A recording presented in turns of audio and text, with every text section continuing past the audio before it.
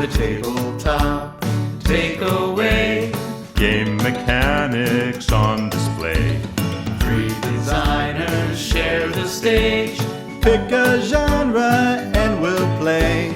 The tabletop takeaway. Welcome back to the Tabletop Takeaway. I'm Trevor Muller-Hagel. I'm Ananda Gunaratna. I'm Charlie McCarran. And today we're talking about Marvel Champions, episode 3 in our co-op series. All right, so if you have not heard of Marvel Champions, it is predominantly a card game where you each take the role of a superhero from the Marvel Universe. You can create your own deck or use the one supplied, and you basically can build a deck of 40 to 50 cards using the character's base abilities, which is about 15 cards. Give or take, and then add an aspect like leadership or aggression, and then you can add some general cards to that, and you can completely customize it almost from the whole deck except for your base hero cards. They have many heroes released for this, and some scenario packs, villains, all these different things. It's a living card game by Fantasy Flight. It's got a lot going on, but the first thing I want to talk about is how the overall flow works. So you have heroes and the villain. The heroes are all cooperatively working together to take out the villain. The villain is an AI-run kind of schemer and attacker, and that's kind of the duality of the game, is that you have scheming and attacking. He will attack heroes when they're in their hero form. He will scheme against their schemes in their when the heroes are in their alter ego form. So the heroes can switch back and forth between the two. And then the heroes are able to gain resources, put cards in front of them, much like an engine builder. They use resources on cards to pay for cards. So maybe a card costs 2. They may have to pay 2 cards to play that one card from their hand. Every hero side and alter ego side has a different hand count. So depending on which side you're on, may change how many cards you draw. So there's a lot of little moving pieces in this game. I won't go crazy into detail just because we want to have time to talk about it. But ultimately, you are trying to defeat the villain as the heroes by punching him to death and preventing him from accomplishing his main scheme, which there are 2 phases to, and there's also 2 phases every time to the villain. Once you defeat one, the other one will reveal and will be a stronger version of the first one. Yeah. In a nutshell, that's about the size of it. I really like Marvel Champions as far as superhero card game goes. Like, I felt like it did a great job capturing that essence and making it feel like a truly cooperative experience. You can play your own cards and abilities on other players. Like, it's very collaboratively based and is also pretty good at restricting quarterbacking because you don't share your hand with your other players.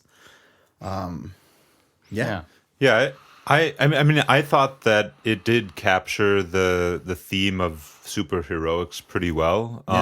I guess the only other similar superhero card game I've played, of course, is what was it called?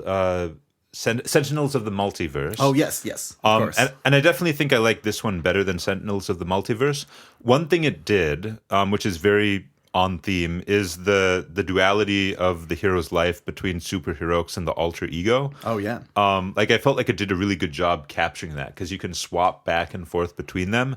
And like, if you stay in your alter ego too long, the superhero is going to get their plan. So plans accomplished. So you can rest for a while and recover your health, do some alter ego actions, but the villain is getting stronger. So you have to go back out there. So you have to go back out there and punch the villain some. Yeah, and I thought thematically that worked very well. Yeah. I also like the resource system. It's sort of like a Race for the Galaxy type thing where you discard cards to pay for other cards based on their costs. Right. And there's different types of resources, but you aren't really restricted to using a particular type for a particular card. It's just some cards have an ability where if you use the right type of resource to pay for that card, you get a little bonus. But you can also just pay for the card with any resource and you get a slightly weaker version, which I think is nice because if you don't if you didn't draw the resources, you can still use your card. Yeah, absolutely. So I like that. That was a nice forgiving system. Yeah, I think I this isn't like necessarily a game right up my alley, but I did like that I was playing as Iron Man, and I'm glad Trevor you set it up for me that when you're Tony Stark, he's gonna build up all this technology, and that makes your Iron Man He's working suit in his lab better. when he's Tony Stark. When he's Iron Man without much gear, he's not very useful because he can just maybe do a blast and he's done. Yeah, and that alone makes me want to try different characters. He's like, how would this character play? And I think I've played in the past as She-Hulk even. Yeah. The duality is pretty fun. Yeah. Yeah, definitely very thematic there. So part for me is, or actually maybe a restriction. I don't play this game as much as I want to. It's a co-op or could be solo. I could play it, alone in my house. But there are a lot of steps to each part of the process. So the player reference card is double-sided, one for the heroes and one for the villain. And the villain has, I believe, 4 or 5 upkeep steps that you have to do. And when you have to do that for every player, it can just start to add up exponentially. And I think it took us about 2 hours to play the first game. And I wasn't actually a character. I was just teaching the game and making sure we had the rules mostly correct. But it takes a bit of time to work your way through it. I mean, this is actually one thing that puzzles me about the game because, I mean, based on my experience of Spirit Island, and I feel like Spirit Island has sort of a similar structure overall. Yeah. And we talked about Spirit Island last time. I don't see why this game needs to be turn-based. I feel like they could easily do the same thing Spirit Island did, just have everything be simultaneous. All the heroes take their turns at once. It doesn't matter whether you go before or after someone else. You can talk about it amongst yourselves if it makes a difference. And then have the villains attack everyone. I mean, I guess maybe the villain could be turn-based, but having the heroes take their turns one at a time seemed unnecessary. And there were times when, Charlie was the first player, and I had a card that I wanted to play to help Charlie, but I couldn't because it wasn't my turn. Right. Yet. And that felt unnecessary to me. I wonder if in testing they felt like people were actually APing it too much on when it's all open. Sure. Well, if I do this exactly... I play this card, you play that card, he plays that, and then I play this card. Yeah. And that could definitely slow it down. But if it's a similar thing like Spirit Island, where you just are working in your things, like, hey, could you use a thing? Like, yeah, great. You can pass in the thing. Yeah. And that's the thing. We don't have our own little zones in this. We're all operating in the same space, like Pandemic. Well, okay. So maybe that's kind of helping our psychology to Actually, I feel like we kind of do because... Oh, yeah? Well, there is the common zone of the main villain. Sure. Oh, and then we have our encounters. Right. So I feel like the encounters give us enough of a private area that it does combat quarterbacking a bit in a similar fashion to Spirit Island. Because, I have some villains in front of me, and yeah, maybe Charlie can help me deal with them if he's dealt with his own. But, they are certainly my villains to deal with. Yeah. So I think it actually... I feel like it does strike a good balance between having a single shared board and then also a private board state. Sure. Mm-hmm. And you also have your tableau to manage, which is the main which can get pretty crazy depending on your character. Charlie had a lot of Iron Man gear and stuff popping out. Mm-hmm. And then some of the villain's abilities will actually take away some of those upgrades and support cards. So you're kind of combating this ever-changing field. Like I was Captain America, and one of the villains early on just took away my shield. Oh, no. Yeah. Yeah. So going back to the villain turn, one thing I've heard about co-op development is, you try to make the villain's turn be a shorter amount of time than the player's turn. Yeah. I think that's a good rule of thumb. I'm not sure this game achieves that, because sometimes we got so lost in the villain's turn. I was like, is this my turn? Or I can't even remember anymore, because there's the attacking back reference and forth. reference card was very helpful for keeping us like in the know of where we were going, but it was a big crutch for us. We needed to make sure we were like focusing on that, because when did the first player token transfer, and that's a big reason, because like then the first card from the encounter deck goes to first player, so you don't want to give that to the wrong player just in case it kills them, because no one feels good when they are wrongfully killed or almost killed. Yeah, I mean, yeah, this is one thing where so in our game, I was at 9 health as Captain America, and I almost got one shot from a bad encounter card that made the villains all attack me again, and that didn't feel great. Like I felt like I was safe at 9 health because my max health is 11. So I mean, just percentage wise, it doesn't seem like I should be able to go to 0 from that. I survived with 1 health, but I think this is sort of related to what I was talking about last time. The principle of foreshadowing is definitely violated here. If you can deal that much damage to a player, they need to be able to see it coming. Right, in some way, right? Yeah. Yeah, because it could have been, our 2-hour game could have been like half an hour or 20 minutes. And then even. that also feels rough, because it's like, well, I didn't get time to even build up my engine, all these things. So, yeah, I think it's a really good point to being able to have that foreshadowing. And if it were maybe in like a literal space and you could see how far away the scary character was, but since it's in an abstract card space and they're just flipping over cards and you don't know what's in there, especially your first time playing, just like, Charlie was saying, like you don't know the probabilities. So knowing that is really big. And I built the decks. The villain I did as just the standard claw deck, which is it's a moderate like starting villain. But it was challenging, and he had things in there that we didn't remember or know about. And like, I forgot about, everyone attacks you again. It's like, oh God, then you already defended. You can't defend again. Yeah. You're in trouble. Your shield's at the bottom of your discard, Yeah. Well, then that prompted another thing we were wondering about. Like, if Ananda died, Right. like, do I just try to face this thing by myself? And apparently you do. I guess I do. Yep, Which, he would. I was thinking about it. I'm like, I think players will like that rule when it's nearing the end of the game, like a natural progression. Like, oh, I died, but Right. I can do the Misadventure. final blow. Right. There's like 5 or 10 minutes left. Yeah. Right. So, yeah, but that it's would have tricky. been like we would have just stopped it had Ananda died. Yeah. I will say the rulebook could use a little bit of clarification in how they have it set up, but I'm pretty sure they know about that, and there's even website resources that you can go to for clarifications on a lot of rules. Just like any community, there's a lot of interpretations on things. Yeah. So, well, we've been knocking Marvel Champions a little, but there's good stuff here too. What would you say is a takeaway for you?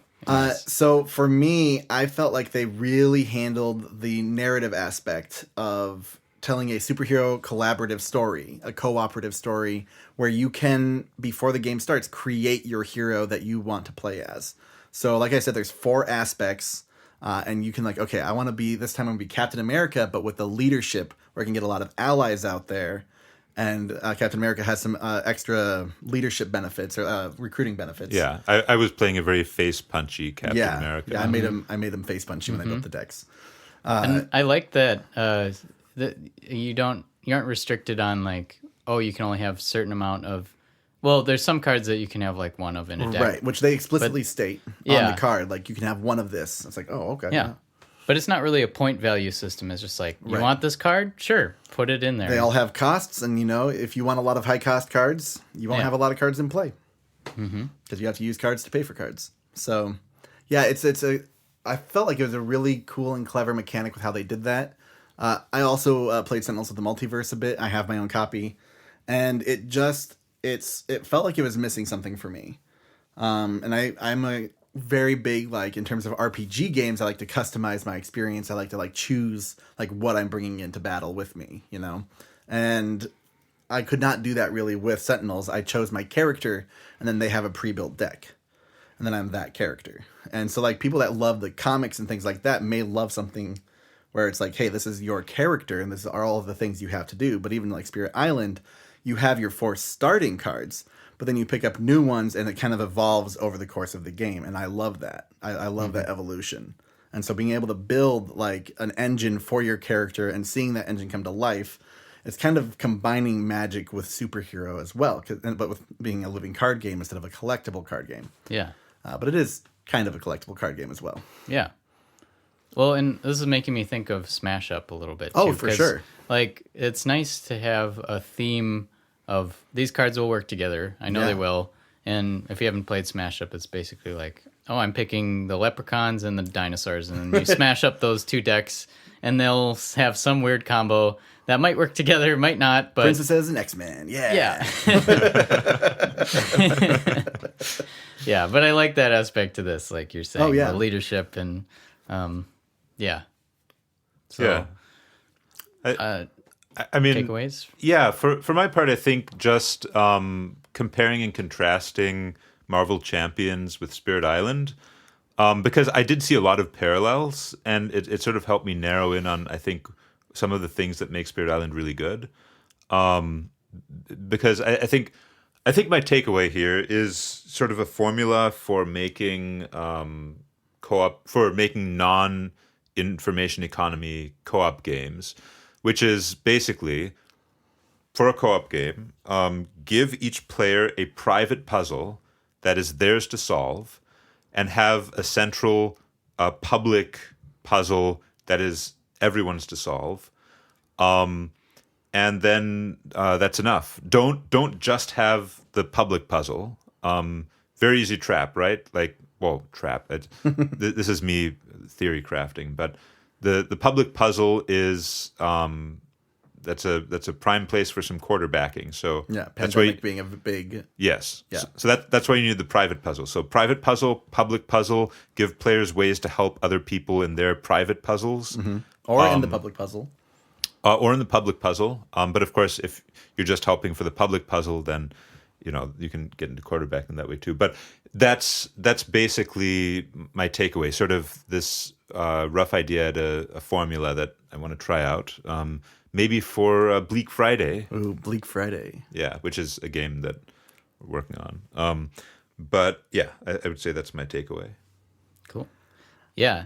I think for me, the takeaway is this duality system of your character, going from superhero to regular person.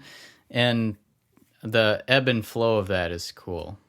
Granted, you usually switch on your turn because you want to use both powers, but Right. you kind of end in one state. And I like that idea that you can feel like some of your cards work with that and in different states. And yeah, I like that ebb and flow. And also then throughout the course of the game, you're building up all your stuff, and then you get those cool moments of like, yes, I can finally make this combo that I've been waiting for. And I have the aerial trait. Now I can do the supersonic punch. yes, oh, I was waiting for that for so long. Felt so good. Yep. Yeah, so for me, my takeaway from this game is have enough little pieces for people to be able to customize and play with if you're going to go that route. If you, like Pandemic, you choose a character, they have an ability, you're in a main public puzzle, someone could easily 4 or 5 hand Pandemic by themselves, and they would probably have a good time. Like, and it would just be them playing all the characters, and they wouldn't really notice that someone was missing if they were a solo player. But like being able to have those options and being able to have those long-term strategies, and just like, okay, well, hopefully if I get these cards in this deck, then that might match up with one of these cards. So it's not just the beginning, but also while you're playing the game. So you're kind of orchestrating how you hope it will play out, and then you have a reality of how it actually plays out. And this does have, like, you reshuffle your deck if you run out of cards. You get an encounter card when you do, so you get maybe a little bit of damage or something, but that's not the end of the world. So you're able to, like, go through your deck maybe a couple times, which is really good for characters like Iron Man or Black Panther also is really big into getting specific items in front of him. But yeah, it's really... I really like what Ananda said about you having a private puzzle and then a public puzzle. And so you're trying to work out how to get your synergies in place. And then once that's done, you can start working on the public puzzle and getting that more taken care of. not only did Ananda almost die once, but the main scheme almost got resolved as well towards the very end. So like there were 2 times where they almost lost the game, which again, just like Spirit Island, having that near death experience from the game, it heightens those emotions and it makes you feel like it's more of a story. It makes you feel like you're actually, contributing to the story being told. And yeah, games should have that. Mm-hmm. Cool. Well, with that, should we wrap it up and let people know? Next week, tune in for our wrap-up episode on co-op games. Dun, dun, dun. Hey, thanks for listening to The Tabletop Takeaway. This podcast is made possible by listeners like you. So please tell your friends and visit our website at thetabletoptakeaway.com, where you can suggest games and mechanics for us to cover next on the show.